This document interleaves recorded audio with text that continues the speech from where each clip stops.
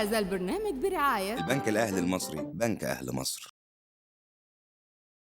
الخطوة اللي انت تخطيها كمل وياك ترجع فيها، ارسم حلمك يلا بنيها، ارسم طيارة وترضيها، هتلاقي المسافات بتقرب، بس تجدعن يلا وجرب، والأتوبيس هيعدي عليك هيساعدك والحلم يقرب. كل محافظة وكل مدينة لو مشروع لسه ببدرينا، ارمي حلمك بس علينا هيطلع للنور، الأتوبيس هيلف يدور ويقلب في طريقك نور، هيساعدك توصل لطريقك وتحس معاه بسرور.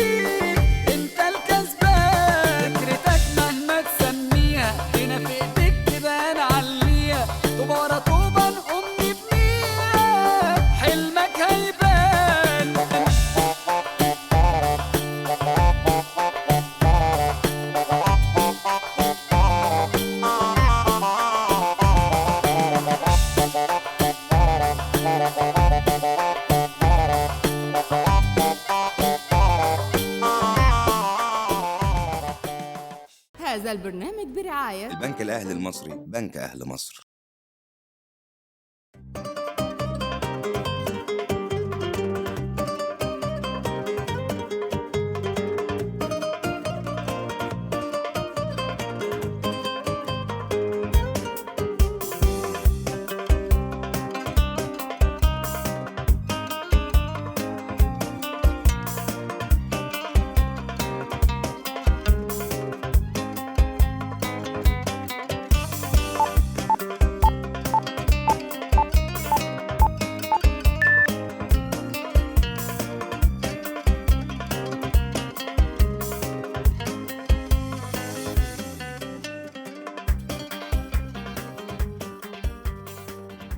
ده واحد من النماذج الصناعية أو الاقتصادية السائدة في منطقة شبرا النملة وكفر المنشي على طريق مصر اسكندرية الزراعي في الغربية ما بين كفر الزيات وطنطا. دي محطة فرز وتعبئة وتجهيز وتصدير الحاصلات الزراعية.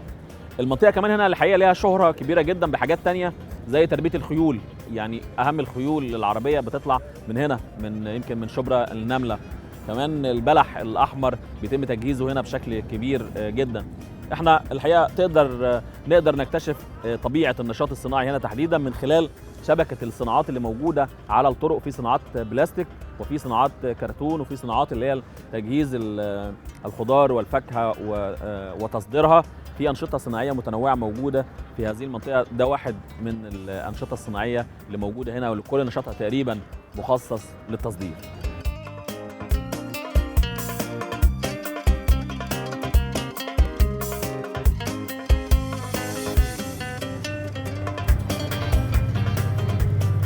السلام عليكم. السلام. محمد.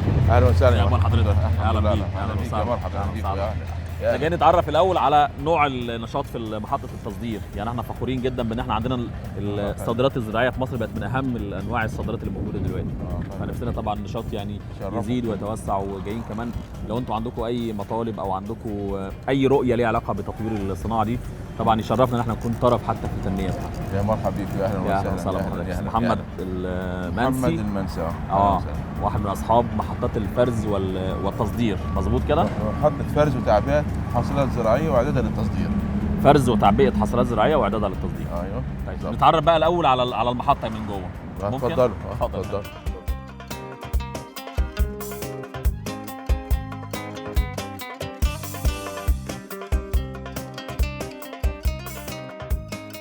ده مدخل الاداره على المصنع. ده ايه ده؟ ليمون اللي في وشنا ده ده. ليمون الليمون ده احنا بنزرعه ايوه دي الحاجات دي كده خلاص المفروض يعني دي دي معدل جاهزه. التصدير. دي معدل التصدير ده وجاهزه. معدل التصدير تصدر بالشكل ده ولا في الكراتين ده زي ما هو كده، وده كرتون. ده صندوق بلاستيك. واخد بالك؟ ده اسمه ليمون ايه بقى؟ ليمون اضاليا. ليمون اضاليا. ليمون اضاليا. ده بنزرعه فين؟ ده موجود في الارض الصحراويه، وموجود في رشيد، وموجود في طريق مصر اسكندريه ورشيد. بالظبط. في اماكن معينه انتوا بتشتغلوا معاها بتاخدوا منها وادي الملاك، اه اسماعيليه، موجود في كل ده ليمون. ده اورانج. انتوا عندكم خريطه بقى بالمزارع اللي هي فيها يعني مزارع الليمون موجوده فين؟ عندكم خريطه موجود. بالمزارع؟ طبعا عارفين المزارع كلها. المزارع ونروح نشتري بالمزرعه على بعضيها، ونقطعها ونجيبها هنا بالعربيات ونشتغلها على الخط. دي بدايه الخط خالص؟ ده بدايه الخط. دي الفرزه المبدئيه. ده الخام، ودي الفرزه المبدئيه. وبعدين يخش على يعني الفاكهه دلوقتي تتحط هنا على السير ده. على السير ده ويمشي كده اهو. دي الفرزه المبدئيه. بعدين دي ماكينه الغسيل، ماكينه الغسيل اللي هي تغسل البرتقانه اول ما تخش عليها قبل التطهير. دي للبرتقال بس ولا لكل الانواع؟ كل انواع البرتقال، ليمون، موركت، اسباني، كيني، صيفي، ابو سره، كل انواع الموالح. اول ما ندخل من هنا يبدا بقى عمليه الغسيل. دي اول مرحله بالظبط. دي اول مرحله الغسيل. بعدين شطف. بعد مع الغسيل شطف الغسيل، لان دي غسيل بالصابون. بعد كده عمليه الشطف. يشطف يعني هنا يعني في صابون هنا كمان مش بس ميه. صابون. بعدين عمليه الشطف. وبعد عمليه الشطف دي ماكينه الشطف اهي. بعد كده بقى عمليه التطهير. بعد الشطف عمليه تطهير المنتج. يعني دي مش ميه؟ لا، دي مطهرات. ده مطهر اسمه OB على ميزلين مائي. تطهر الحبايه علشان تخش على التجفيف بعد كده. ده المطهر. دي المرحله ده حوض التطهير. المرحله الثالثه بتعرض الفاكهه للتطهير. بعدين كده بقى دي ماكينه السفنج، اللي هو عمليه مسح المطهر عن عن الحبايه. ينضفها، ينشفها يعني. ده بيحصل فيه، هل في سفنج مثلا ولا حاجه؟ في درافيل سفنج. سفنج هي اسمها ماكينه سفنج. درافيل سفنج. درافيل سفنج. بعد كده ده المجفف بقى. المرحله اللي جايه اللي هي تجفيف البرتقانه، او تجفيف الليمونه، او تجفيف المنتج من الميه، عشان مش اي سائل بقى عليها خلاص. أيوة. جرب تخش هنا حتى درجه حراره عاليه بقى هنا. درجه حراره 55 اهي. 55 درجه حراره 55 دي درجه المجفف. ده اسمه ايه؟ موركت اسباني. موركن.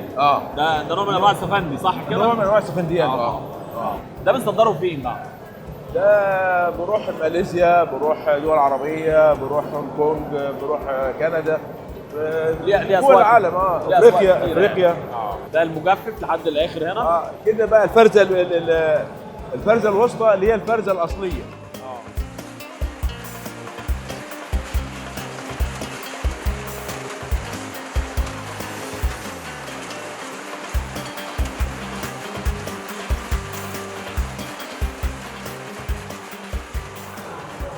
أنا اسمي محمد يوسف ناصر، بشتغل في شركة حصادات زراعية. المنتج من أول ما بيخش مع الدمبر بالمراحل بتاعته، بناخده من أول الدمبر ينزل على الفرزة الأولية اللي هي طبعا بتقص بقى القص العالي وكلام من ده. بتخش طبعا بعده على حوض الغسيل. حوض الغسيل ده بيبقى فيه مطهرات وكلام من ده. بناخد الاوردر حضرتك من المدير بتاع الانتاج بتاعنا ان احنا بنعبي فينا حته. ببدا بقى بالكلام من المدير، ببدا اشوف الكرتونه هتروح مثلا وليكن الصين او روسيا او بنجلاديش، بعبي المنتج بتاعنا على كده. بيطلع من حوض الغسيل يخش بقى على على حاجه ثانيه من المطهرات، الOBB والTB زد. وبعد كده بقى يخش على ماكينه السفنج. بعد ماكينه السفنج بيخش حضرتك على المجفف الاولاني. المجفف الاولاني بعده الفرزه المبدئيه. وبعد كده حضرتك بقى بيخش على على ماكينه الشمع، اللي هو شمع المنتج نفسه.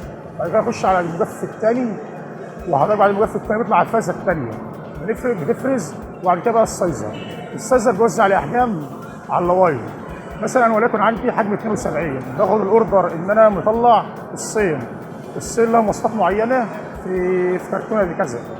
باخد المواصفات دي ولذلك بدي البنات التعليمات المطلوبه مني، وبديلهم بنقول لهم احنا بنعبي كذا كذا كذا، اللي هو الجوده بتاعت المنتج الصين. حاليا شغالين بنشتغل سفندي اللي هو ماركة اسباني، ماركة كيني، بنشتغل ليمون قضاليا، وبنشتغل حضرتك برتقان بصره وبرتقان صيفي وبلدي. بنطلع المنتج طبعا بيبقى متكود في المزرعه قبل ما نجيبه من هناك.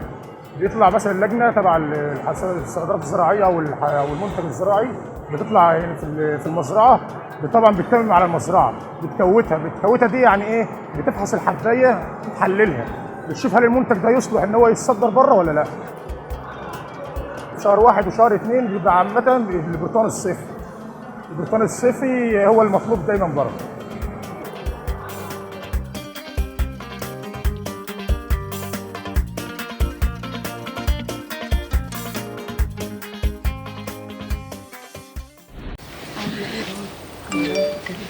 لما يجيلك رسالة دفع مصاريف شحن وتدخلي معلومات بطاقتك البنكية، يبقى بتوقعي نفسك في المصيدة، كأنك حطيتي رجلك في مصيدة أسود،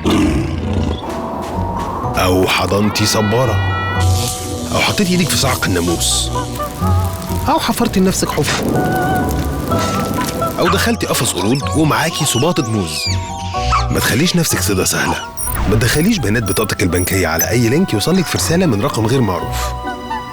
لو بياناتك راحت، فلوسك راحت. البنك الأهلي المصري، بنك أهل مصر.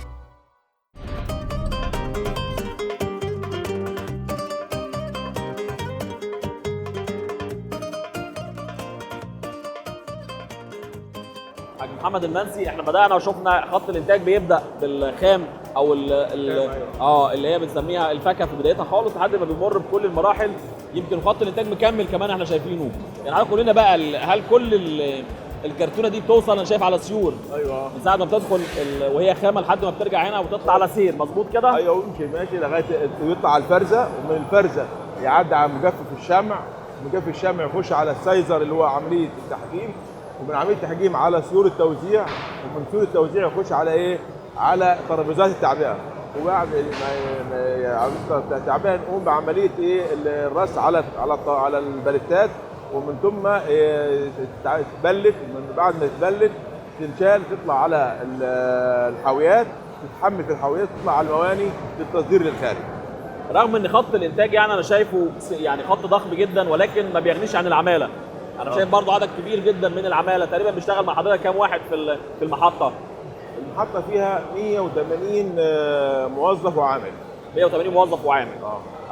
يعني خط الانتاج ده ما بيغنيش عن العماله اليدويه. لا ما يغنيش. ما بيغنيش. لا ما يغنيش، لان العبوه يدوي، كل المحطات كده وكل المصانع كده، والتحميل على العربيات يدوي، والتحميل على الخط يدوي. الطاقه التصنيعيه بتاعت المحطه تقريبا قد ايه؟ بتتراوح من 150 ل 200 طن. 150 طن يوميا. وده كله للتصدير. التصدير كله تصدير. حضرتك بتشتغل مواسم ولا المحطه بتشتغل بشكل دائم حسب تغير نوع الفاكهه اللي بتشتغل بيها؟ هو الموسم الرئيسي اللي عندنا موسم الموالح. موسم الموالح. يعني بيبدا من 1/11 وبينتهي في 30/6. في المواسم الثانيه بس بتبقى اقل ضغط، زي مثلا العنب، زي الرمان، زي البطاطس، زي البصل، زي المانجا، بس تبقى اقل ضغط. لكن الضغط الموسم كله من 1/11 لغايه 30/6. البرتقال والليمون، جميع انواع الموالح. كل انواع الموالح. كل انواع الموالح. الاسواق بقى اللي بتستقبل الموالح بتاعتنا فين؟ الاسواق كتيره جدا. امسك بقى من عندك دول اوروبا، كل الاتحاد الاوروبي كله، عندك جنوب شرق اسيا، عندك الصين، عندك كندا، استراليا، الفلبين، كل ده بيستورد الموالح مننا. فكره التصدير سهله ولا بتاخد منكم مجهود زياده؟ يعني بتصدروا ازاي؟ لا مجهودها تقيل قوي. مجهود كبير. كبير قوي يعني. وبعدين كمان فوق مجهودها كبير الا ارهاقها المادي عالي قوي كمان. ماديا. ماديا عالي جدا، لان احنا طبعا بنقوم بعمل العمليات دي كلها وبنصدر، وبعد كده يجي لنا ايه؟ العائد. يجي العائد، يعني احيانا بيبقى العائد 100% بره، واحيانا 50% بره. كل فلوسك بره موجوده في الاسواق بالظبط. هل مفيش بنوك بتغطيكوا وبتديكوا يعني؟ مين؟ بنوك ما مش بتساعد وما بتغطيكوش وما بتديش والله تمويل؟ البنوك لا ما فيش مساعده في البنوك الا لو عملت بقى قروض وما قروض وحاجات من دي يعني. طب وايه المشكله يعني؟ بقى بالتالي نقدر نشتغل بطاقات اكبر بكتير جدا. ما هو في مبادره الرئيس اللي هي تبع تشجيع الصناعه والكلام ده كله، احنا دخلنا فيها وخدنا منها 5 مليون، وشغالين فيها برضه.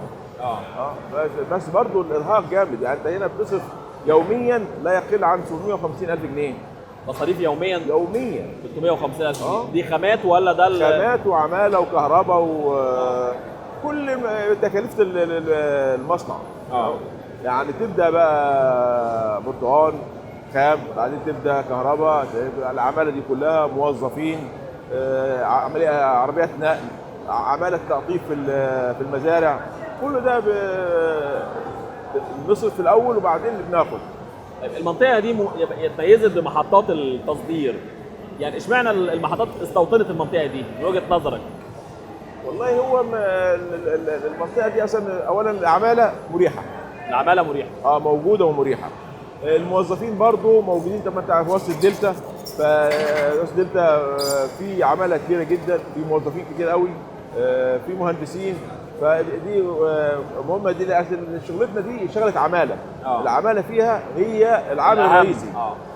لا، من دون عماله ما تقدرش تشتغل. مش الخامات، يعني الخامات ممكن تجيبها من بره من اي مكان. الخامات احنا بنجيبها من على الصحراوي، بس اسكندريه الصحراوي، بنجيبها من وادي الملاك، بنجيبها من مناطق كتيره جدا. تقريبا عندنا كام محطه هنا؟ 3 تقريبا. وعلى الخط على الخط لا، في 10 12 محطه بعد كفر الزيات. وانت طالع رايح يعني هو طريق كفر الزيات، يعني الطريق من طنطا لكفر الزيات ده طريق يعني مميز بمحطات بالظبط. في يمكن لا يقل عن 20 25 محطه. حضرتك اشتغلت في المجال ده من امتى؟ بتشتغل في مجال تصدير الفواكه والخضار؟ 2013. من 2013. السوق دلوقتي بقى قابل البضاعه بتاعتنا والمنتجات بتاعتنا افضل ولا قبل كده كان السوق افضل؟ والله السوق قابل، بس الاسعار بتاعتنا غاليه. اسعارنا غاليه. ليه؟ لان الخام غالي. مشكلتنا في الخام غالي. الحاجات الثانيه ثوابت ككرتون، عماله، مش عارفين، دي كلها ثابته، بس الخام هو اللي غالي، فبغلي المنتج في التصدير، فالطلب عليه كتير قوي، بس الغلو مش الدول اللي بره مش مستحمله الغلو ده، فبتحاول تماول انت معهم شويه على سبيل انك ايه تقدر تصدر. يعني حضرتك تقدر تقول لنا الطاقه الانتاجيه بتاع المنطقه كلها، لو بنتكلم عن 10 و15 محطه تصدير، الطاقه الانتاجيه بتاعتها في اليوم كام، او الطاقه التصديريه كام تقريبا؟ والله الطاقه ممكن تدي المحطات متوسط مثلا يوميا تصدير مثلا في حدود من 80 ل 100 طن. هل في مجال ان النشاط ده يكبر، ولا هو احنا وصلنا فيه لمرحله لا لسه في مجال. ده في حتى عندنا كميه الانتاج الموالح عاليه قوي، يعني تستوعب كمان محطات ثانيه، يعني انتاج كبير وعندنا قابليه اكبر، والاسواق يعني محتاجه المنتج المصري، فنقدر نزود في الصادرات بتاعتنا. يعني الصادرات عندها قابليه ان هي تزيد. قابليه انها تزيد.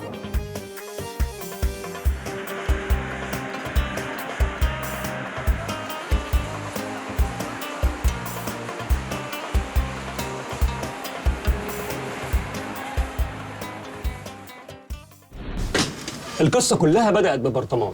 هنفضل مسؤولين في الهنجر ده لحد امتى؟ أنا مش عارف أمشي يا سامي، مش عارفين نتحرك. ما كناش هنوصل لكل ده من غير مساعدة البنك الأهلي المصري. دي أجود طماطم هتلاقوها هنا. هي الطماطم دي ما بتعملش كاتشب ليه؟ جاهز يا سامي؟ هدول الخبير جون من فلوريدا. مفيش فايدة يا سامي، بعد 40 محاولة عملنا إزازة الكاتشب دي. سامي تعالى لي. ايوه يا ريس. السير ده ماشي بطيء ليه؟ هنسرحه لك يا ريس. احنا كده مش هنصدر يا سامي. ورجعنا لكم مشاهدينا مع رجل الاعمال الناجح كريم يوسف. نجح دي لما افتح مصنع في النرويج. هو انتوا بتسقفوا على ايه؟ احنا فتحنا في النرويج بس. لو طموحك ملوش حدود، دعمنا ملوش اخر. دعم وتمويل المشروعات الصغيره والمتوسطه من البنك الاهلي المصري، دعم ملوش اخر.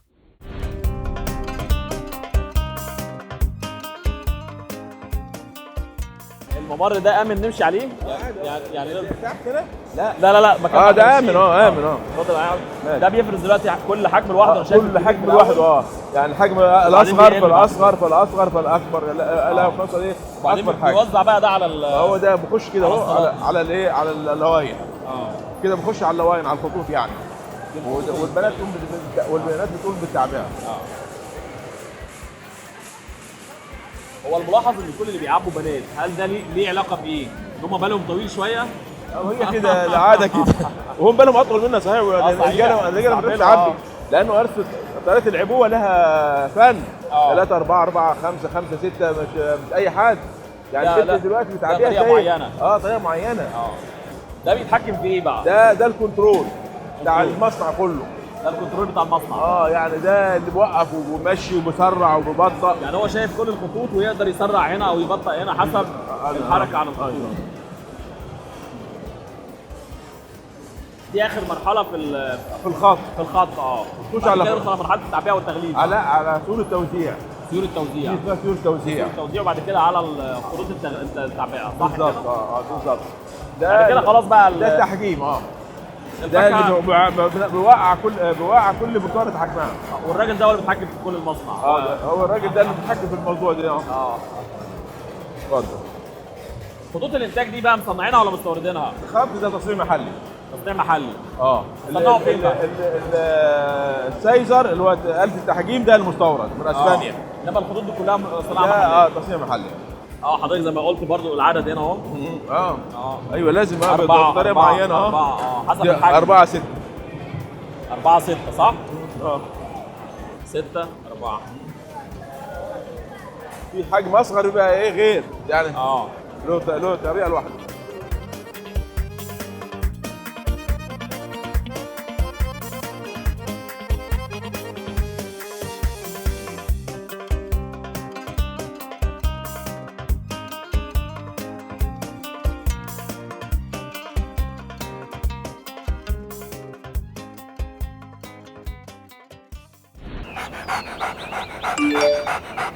لما يجيلك رسالة انك كسبت جايزة من الاهلي بوينتس وتدخل معلومات بطاقتك البنكية، يبقى بتوقع نفسك في المصيدة، كأنك حبست نفسك في قفص عصافير،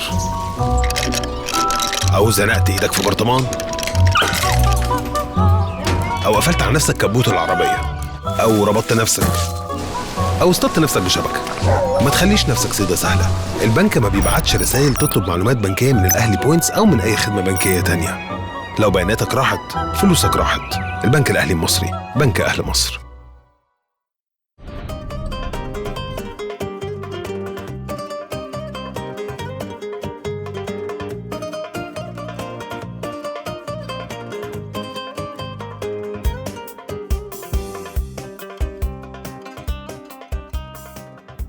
هذه الطاقة الصناعية العظيمة في منطقة ما بين طنطا وكفر الزيات فيها أكثر من 15 وحدة تصدير خضروات وفاكهة، طاقة إنتاجية بتزيد على 1500 طن تقريبا يوميا من هذه المحطات.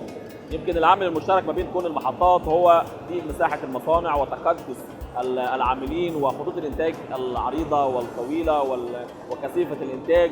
أعتقد ما زالت المشكلة الرئيسية يمكن اللي لاحظناها في كل جولاتنا هو احتياج هذه المنطقة، احتياج الغربية إلى منطقة صناعية تستوعب هذه الطاقة الصناعية العظيمة المهولة اللي موجهة كلها للتصدير.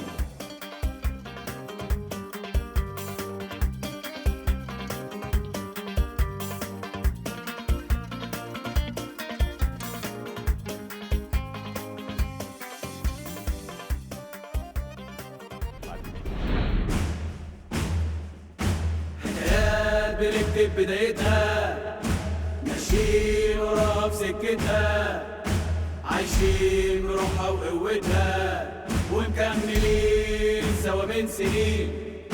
بنروح أي محافظة ونعيش لحظة بلحظة، أجيال واعية وحافظة، وبقلب دول شغالين. هذا البرنامج برعاية البنك الأهلي المصري، بنك أهل مصر.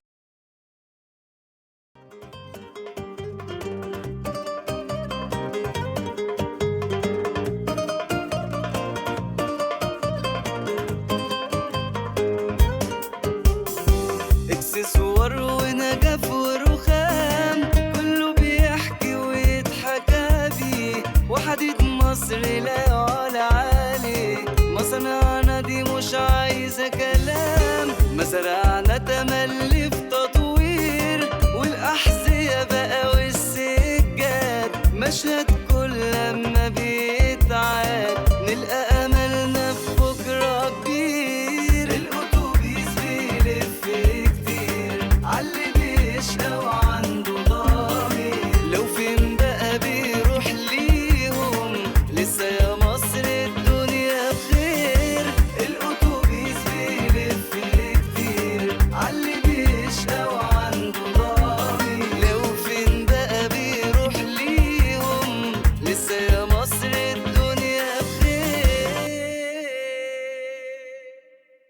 هذا البرنامج برعاية البنك الأهلي المصري، بنك أهل مصر.